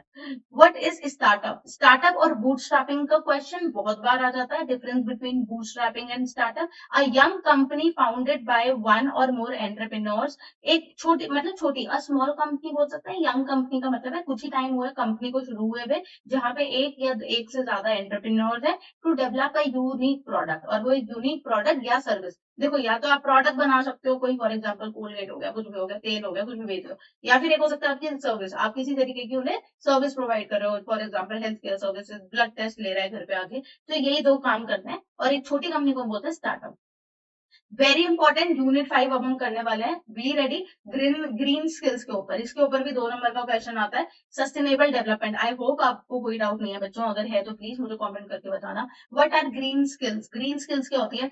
Skills consisting of knowledge, values and attitude. Green skills का मतलब है जहां पे आपको नॉलेज मिल रही है, बहुत सारी वैल्यूज मिल रही है, attitude needed to live in and develop support a sustainable resource efficient society, जहां पे आप एक स्किल जो है नॉलेज, वैल्यूज और एटीट्यूड के ऊपर बना रहे हो और डेवलप कर रहे हो सस्टेनेबल सोसाइटी। ग्रीन का मतलब यहाँ पे आती है सस्टेनेबिलिटी की तरफ, ठीक है। तो डिफाइन ग्रीन जॉब, ये क्वेश्चन बहुत बार आया हुआ है बोर्ड में। ग्रीन जॉब्स क्या होता है? जॉब्स दैट कंट्रीब्यूट, ऐसी नौकरियां जो कंट्रीब्यूट कर रही हैं preserving and restoring the environment, environment को रिस्टोर कर रही है, प्रिजर्व कर रही है, फॉर एग्जाम्पल सोलर पैनल लगाना, फार्मर्स की मदद करना, जीडीपी को ग्रोथ करना, इंडिया की जीडीपी को। तो green basically you are cleanliness पे ध्यान रखना, तो ये सारी जो आपकी ऐसी जॉब्स हैं वो ग्रीन जॉब्स होती हैं। What is the main goal of green jobs? Green jobs का बेसिकली रोल क्या होता है? To reduce the environmental impact of enterprises and economic sector to sustainable levels. आपको आपकी जो इकोनॉमिक है, हमारी जो इंडिया की सिचुएशन है उस पर काम करना, उसके ऊपर का जो इन्वायरमेंटल इम्पैक्ट पड़ रहा है, फॉर एग्जाम्पल इतनी सारी इंडस्ट्रीज लग रही है, तो क्या कहीं ना कहीं तो इन्वायरमेंटल इन्वायरमेंट हमारा डिग्रेड होगा, तो ग्रीन जॉब्स इनका ध्यान रखती हैं। दे विल फोकस कि मुझे ज्यादा प्लांटेशन पे फोकस करना है, इंडिया की ग्रोथ पे फोकस करना है, तो इन टर्म्स ऑफ क्लीनलीनेस पे बहुत ज्यादा ध्यान देना है, पानी की क्वालिटी पे बहुत काम करना है, साफ सफाई पे करना है। तो these are the green jobs की जो sustainable level, economic sectors to sustainable level तक पूरा फोकस रखती है। Name a sector where green jobs are common. Green jobs कहाँ कॉमन होती है? रिन्यूएबल एनर्जी, यहाँ पे रिन्यू हो रही है एनर्जी, वेस्ट मैनेजमेंट पे, और agriculture. Agriculture again is a very important part of Indian economy. What is the role of solar energy technician? Solar energy technician का क्या मतलब होता है? Installing maintaining solar panel to generate clean energy. आप install कर रहे हो, maintain कर रहे हो, सोलर पैनल को घर घर में बना रहे हो, जिससे कि अब अगर हर घर के पास ऊपर ही सोलर पैनल होगा, they can utilise their energy, जो उनकी जो सोलर पैनल की एनर्जी उसको डायरेक्टली यूज कर सकते हैं। तो ये सबको इंस्टॉल करना, मेंटेन करना, ये क्या होता है? सोलर एनर्जी टेक्नीशियन का काम। What is eco tour guide? Eco tour guide क्या होती है? A guide who promotes travel to natural areas that conserve the environment and improve the wellbeing of local people. तो एक ऐसा गाइड जो कि प्रमोट करता है ट्रैवल टू नेचुरल एरियाज को बता रहा है, यानी कि टूर गाइड इको टूर बोला है। टूर गाइड तो ये होगा कि इंडिया की अलग अलग जगह ताजमहल वगैरह ये सब घुमाएगा। इको टूर मतलब जो सिर्फ नेचुरल एरियाज को दिखा रहा है, ठीक है। जैसे अभी मानतारा खोला है, तो it is again it's a natural area that conserve environment को बचा रहा है और वेल बींग, लोगों के वेल बींग को सपोर्ट कर रहा है। What is sustainable development? Again, very important question. Sustainable development क्या होती है? Development that meets the need of the present. Development जो आज के ऊपर आधारित है, without compromising the ability of future generation. अगर आज हम सारे के सारे पेड़ काट दे, आज खुश हो जाए, बट हमारी आगे वाली जनरेशन क्या होगी? परेशान होगी। तो ऐसी हमें डेवलपमेंट करनी है, टेकिंग इन माइंड कि हम आगे के फ्यूचर के लिए भी बचा के रखें, to make their own needs, जिससे कि वो अपनी नीड्स को पूरा कर सकें। How do green jobs help in waste management? जो green jobs waste management sector में कैसे काम करती हैं? चीजों को रिसाइकल करती हैं, रीयूज करती हैं, वेस्ट वाटर ट्रीटमेंट करती हैं। तो इस तरीके से क्या होता है? वेस्ट मैनेजमेंट सेक्टर पे काम करती हैं। What is organic farming? Organic farming क्या होती है? A farming method that avoids the use of synthetic fertiliser. Organic farming क्या होती है? जहां पे आपका जो खाद होता है, मैन्योर, वो डाली जाती है। अगर मैन्योर को ना डालें और उसकी जगह पे पेस्टिसाइड डाल दे, केमिकल डाल दे, तो सिंथेटिक फर्टिलाइजर है, तो आपकी फार्मिंग क्या हो जाएगी? बेकार हो जाएगी। What is green construction? Green construction क्या होती है? आप बिल्डिंग्स बना दो environmental responsible and resource efficient. जब कंस्ट्रक्शन होता है तो इट्स इन्वायरमेंटल हेल्थ को काफी ज्यादा डिस्ट्रॉय किया जाता है, तो इन्वायरमेंट को ध्यान में रखते हुए, क्योंकि तो उसको इन्वायरमेंटली रिस्पॉन्सिबल होकर अच्छी तरीके से, ग्रीन बिल्डिंग्स भी बोलते हैं कि आप अच्छी तरीके से बिल्डिंग्स को बनाएं, रिसोर्स एफिशिएंट रहे। What is the role of green job in fashion industry? Fashion industry में ग्रीन जॉब का क्या रोल है? Again very important question. Sustainable fashion design में एक चीज बता देती हूँ, फैशन इंडस्ट्री सबसे गंदी इंडस्ट्री है in terms of waste management, in terms of waste generation. सबसे ज्यादा वेस्ट आपका फैशन में जनरेट होता है। आपको पता है clothing is a very important sector और हर कोई क्लोथ्स को पहनेगा ही पहनेगा। तो वहां पे क्या होता है, इतना वेस्ट जो जनरेट होता है, तो वहां पे ग्रीन जॉब्स का बहुत रोल होता है। टेक्सटाइल मटेरियल को रिसाइकल करना, टेक्सटाइल फैब्रिक्स को अपस्केल करना, using organic fabrics to reduce pollution, की ऑर्गेनिक फैब्रिक्स यूज हो। Define carbon footprint, again very important question. Carbon footprint क्या है? The total amount of greenhouse gases including carbon dioxide, methane that generated by our actions. कि carbon footprint का मतलब क्या है कि total amount of greenhouse gases, कितने हमारी ग्रीन हाउस गैसेस है कार्बन डाइऑक्साइड और मीथेन को मिला के, जो हमारे एक्शन से जनरेट होती है।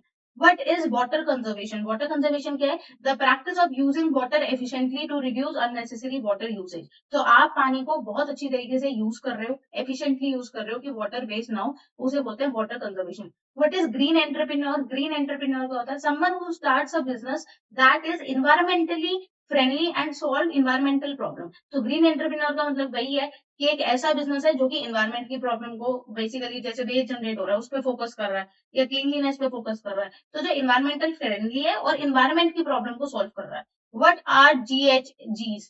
What are GHGs? Greenhouse gases. GHGs का मतलब क्या होता है? ग्रीन हाउस गैसेस, गैसेस जो कि ट्रैप करी जाती है, that trap heat in the atmosphere. जैसे कि ग्रीन हाउस गैसेस से जो भी आपकी एटमोस्फेयर की गैसेस है वो क्या होती है? ट्रैप होती है, हीट ट्रैप होती है। Name two greenhouse gases, carbon dioxide and methane. What is the purpose of Kyoto protocol? Kyoto protocol क्या होता है? An international treaty to reduce greenhouse emission, एक ऐसी ट्रीटी जो कि ग्रीन गैस एमिशन को, ग्रीन गैस एमिशन को control करती है, रिड्यूस करती है। What is biofuels? ये क्वेश्चन पहले भी आए हैं। ऐसे फ्यूल्स जो कि हमारे वेस्ट से बन रहे हैं, कंपोस्ट पिट से बन रहे हैं, ऑर्गेनिक मैटर से बन रहे हैं, वो biofuel. What is energy efficiency important? Why is it is important? It reduces the amount of energy required to provide product service, lowering emissions and cost.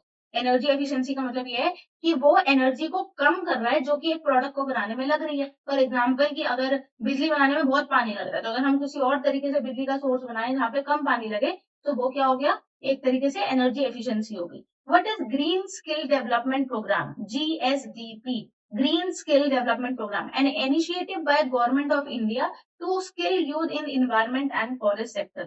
तो ये क्या है? ग्रीन स्किल डेवलपमेंट प्रोग्राम का मतलब क्या है कि जो यूथ है, जो बच्चे हैं, उनको पढ़ाएं इन्वायरमेंट और फॉरेस्ट के बारे में। ठीक है। What is environmental engineer? Environmental engineer क्या होता है? A profession who uses engineering principles to improve recycling, waste disposable and water and air. Basically एक ऐसा इंजीनियर जो इन्वायरमेंट के लिए काम करे, उसको इम्प्रूव करने का सोचे कि हम एयर क्वालिटी, जैसे अभी बोल रहे थे कि इतना पोल्यूशन हो गया, तो इंजीनियर्स क्या कर रहे थे? ऐसा बना रहे थे कि यहाँ पे आर्टिफिशियल रेन कर देंगे। तो बेसिकली ऐसे इंजीनियर जो इन्वायरमेंट के ऊपर फोकस कर रहे हैं, वेस्ट डिस्पोजेबल पे, वाटर एयर पॉल्यूशन पे। What is rain water harvesting? एक ऐसा तरीका, collecting and storing rain water, जहाँ पे आप बारिश का पानी कलेक्ट कर रहे हो, राजस्थान में लोग करते हैं, और उसको फर्दर रीयूज करते हो। ठीक है। What does टेलीकम्युनिकेटिंग? टेलीकम्युनिकेटिंग क्या होता है? Working from home act as green practice. ठीक है।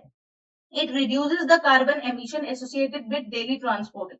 टेलीकम्युनिकेटिंग का मतलब है कि आप वर्क फ्रॉम होम कर रहे हो। अब वर्क फ्रॉम होम के फायदे क्या है? वर्क फ्रॉम होम में आप जो पोल्यूशन क्रिएट करोगे, अगर एक बंदा वर्क फ्रॉम होम कर रहा है तो वो डेली ट्रैवल नहीं करेगा। ट्रैवल करता है तो उसमें भी क्या होता है? वो कार्बन एमिशन करता है ट्रांसपोर्टेशन से। कम्यूट कर रहा है वो, इधर से उधर कम्यूट कर रहा है, तो क्या कर रहा है वो? कार्बन डाइऑक्साइड, वो बेसिकली कार्बन एमिशन कर रहा है। What is the triple bottom line in sustainable business? Triple bottom line क्या होता है? People, planet and profit. आपको पीपल के बारे में सोचना है, प्लैनेट के बारे में सोचना है और प्रॉफिट के बारे में सोचना है। तो ये तीन चीजें आपको सस्टेनेबल बिजनेस में सोचनी पड़ती है, किन लोगों के लिए कर रहे हो, प्लैनेट की क्या कंडीशन है और उसका प्रॉफिट किसको जाएगा। Why are green skill important for class 12 students? Class 12 के स्टूडेंट्स के लिए ग्रीन स्किल क्यों है इंपॉर्टेंट? बताओ। क्योंकि कोर्स में to prepare them for future economy, जैसे कि आप जो आगे इकोनॉमी करोगे, आप ये बात का ध्यान रखो, सस्टेनेबिलिटी को लेके, पोल्यूशन को लेके, इन्वायरमेंट के लिए, इनको ध्यान में रखो और सस्टेनेबल करो। Will be a core requirement for every job. Her job के लिए आप अपनी सस्टेनेबिलिटी को ध्यान में रखो कि आपको अपने फ्यूचर के लिए भी सारे रिसोर्सेज छोड़ने हैं। What are SDGs? SDGs Sustainable Development Goals. तो सस्टेनेबल डेवलपमेंट गोल्स क्या होते हैं? A set of 17 goals adopted by UN in 2015। तो 2015 में यूनाइटेड नेशंस ने 17 गोल्स को अडॉप्ट किया था। Name one SDG related to environment. अगर मैं बोलूँ एक सस्टेनेबल गोल बताओ, तो क्लाइमेट एक्शन पे बहुत काम होता है। जब ग्लोबल वार्मिंग बढ़ रही थी, बहुत पोल्यूशन हो रहा है, या फिर मैं बोलूँ कि जो अंडर वाटर पे बहुत काम हो रहा था, तो गोल उसमें से 13 था कि हम क्लाइमेट के ऊपर ध्यान देंगे, और 14 था कि हम वाटर के ऊपर ध्यान देंगे।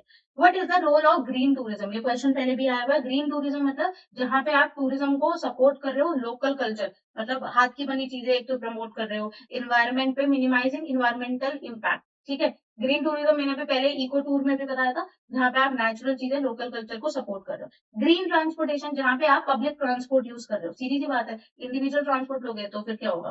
पोल्यूशन होगा। What is the function of wind energy technician? Wind energy technician का क्या काम होता है? जो कि विंड विंड एनर्जी का मतलब क्या है? विंड टरबाइन लगाना। तो ऐसे टेक्नीशियन जो इंस्टॉल कर रहे हैं, मेंटेन कर रहे हैं विंड टरबाइन, उन्हें विंड एनर्जी टेक्नीशियन बोलते हैं।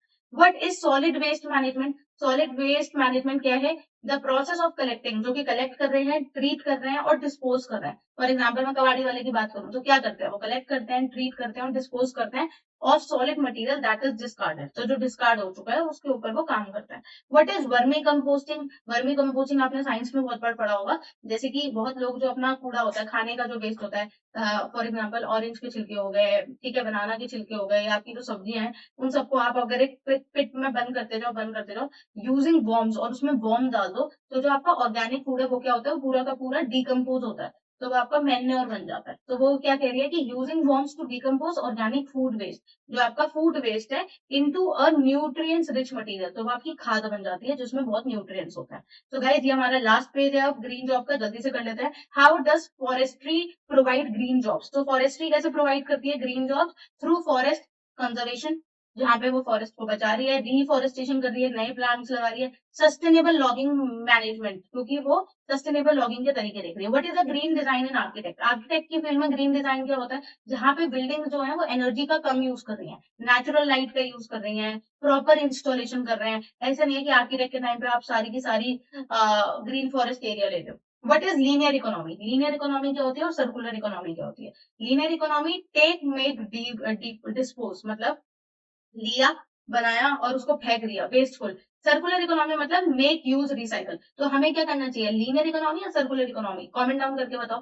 लीनियर करोगे तो आप ले रहे हो इन्वायरमेंट से, कुछ खरीदा, फेंका, और मतलब कुछ बनाया और फेंक दिया, ये होते हैं लीनियर। सर्कुलर का मतलब है आपको you are taking it, making it, using it, again recycle कर रहे हो, दोबारा ले रहे हो फिर यूज कर रहे हो, it is called as sustainable. और अच्छी कौन सी होती है? Circular economy. Why is plastic ban a green initiative? Because single use plastics जो होते हैं वो 1000 साल लगते हैं उसको डिकम्पोज होने में, तो प्लास्टिक बैन कर दिया जाता है। What is rain water harvesting? ये मैंने अभी बताया है कि स्पेसिफिकली डायरेक्टिंग रूफ वाटर, जहाँ पे जो आपका जो बारिश का पानी आप उसे बचाते हो और उसे अंडरग्राउंड टैंक्स या फिर पिट्स में करते हो। What is biogas plant? Biogas plant क्या होता है? A facility that turns organic waste, cow dung को, फूड वेस्ट को, इनटू अ गैस। बायोगैस का मतलब ये है कि जो आपका फूड का वेस्ट है या कुछ है, उससे आप गैस जनरेट कर रहे हो, कुकिंग गैस या इलेक्ट्रिसिटी कर रहे हो। What is the role of government in green skill? Green skill में गवर्नमेंट का काम क्या है? क्रिएटिंग पॉलिसीज, वो पॉलिसीज बनाती है, लोगों को बुलाती है कि आप ग्रीन स्किल को सपोर्ट करो। स्कूल्स में यूथ के, जैसे आपके कोर्स में डाला है, जैसे आपको नॉलेज बढ़े ग्रीन स्किल्स के बारे में क्या होता है, बिजनेस के, अगर वो चाहेगी कि ऐसे लोग ज्यादा बढ़े जो कि ग्रीन बिजनेसेस करे, तो उनको उस पर सब्सिडी देती है, टैक्स कम देना पड़ता है क्योंकि वो इन्वायरमेंट के लिए कर रहे हैं। Setting emission standards. What is Paris agreement? Paris agreement क्या है? An international treaty on climate change. ऐसी चीज की, अब जो क्लाइमेट चेंज हो रहा है, ग्लोबल वार्मिंग बढ़ रही है, जो कि यूएन ने 2015 में ली थी, वो क्या है? पेरिस अग्रीमेंट है। What is e waste? E waste क्या है यहाँ पे? ई वेस्ट मतलब इलेक्ट्रॉनिक वेस्ट, एक ऐसा वेस्ट, ग्रीन वेस्ट होता है जो आपका फूड वगैरह का होता है, ई वेस्ट मतलब इलेक्ट्रॉनिकल वेस्ट, जैसे ओल्ड फोन्स हो गए, कंप्यूटर्स हो गए, कीबोर्ड्स हो गए, विच कंटेन टॉक्सिक मटेरियल, उसमें काफी टॉक्सिक मटेरियल होता है और उनको रिसाइकल ही किया जाता है, मैक्सिमम टाइम उनको रिसाइकल किया जाता है। Why is local consumption, buying local green? It reduces, हमें लोकल कंजम्पशन क्यों करना चाहिए? It reduces the food miles, transport emission required to bring products to you. For example local consumption, buying local, आप अपने local कोई plantation कर रहे हैं वहां से ले लो, तो वहां से आप ये सब चीजें लोगे तो आपका जो ट्रांसपोर्टेशन कॉस्ट वगैरह वो सब बचेगा और लोकल लोग भी इस काम पे फोकस करेंगे। तो गाइज यहाँ पे मैंने फिनिश कर दिया आपका सारा का सारा क्लास 12 का एक ही वीडियो में एम्प्लॉयबिलिटी के सारे क्वेश्चन डाल दिया। अगर आपको ये वीडियो जेन्युइनली अच्छी लगी है तो मुझे कमेंट करके बताना, आपको ढंग से समझ आ गया है तो। All the best for your exams, you have very few days left. तो कोशिश करो कि अपना ये सारा रिवीजन कर लो। नोट्स चाहिए तो मुझे कमेंट करके बताओ। पर पूरी वीडियो अगर नहीं देखोगे समझ के, मैं बता रही हूँ, बहुत लोग जो सिर्फ रेक्टिफिकेशन पे डिपेंडेंट है, वो हो सकता है उनको थोड़ी दिक्कत आए पेपर में। बट जिस तरीके से मैंने समझाया है, आपको समझ में आया है, and you like this video, do like it and share among your friends. Bye bye.